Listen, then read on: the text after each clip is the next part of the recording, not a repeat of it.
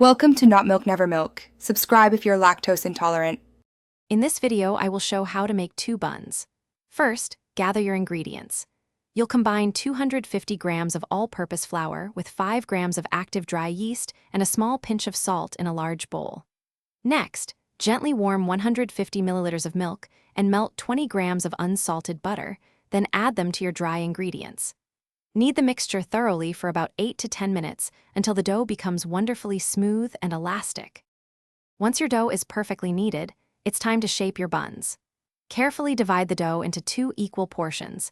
Each should weigh approximately 200 grams. Take one portion and gently roll it into a smooth, tight ball, ensuring you tuck all the edges neatly underneath to create a taut surface. Repeat this process for the second portion.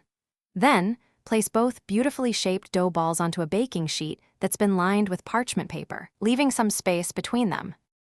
Now that your buns are shaped, they need time to rise.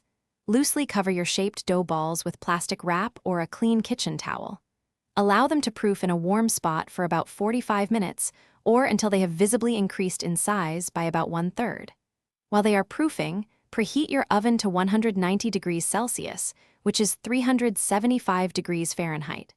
Once proofed, bake them for 15 to 20 minutes until they achieve a beautiful golden brown color. Your delicious homemade buns are now ready. Carefully remove them from the oven and transfer them to a wire rack. It's important to let them cool for at least 10 minutes before slicing, as this allows the internal structure to set properly. Once slightly cooled, they are perfect for serving warm with a generous spread of butter, your favorite jam, or any other topping you desire. Don't forget to check the description below for a link to a fantastic book and other great deals. Thanks for watching. If this was helpful, leave a like and consider subscribing. See you next time.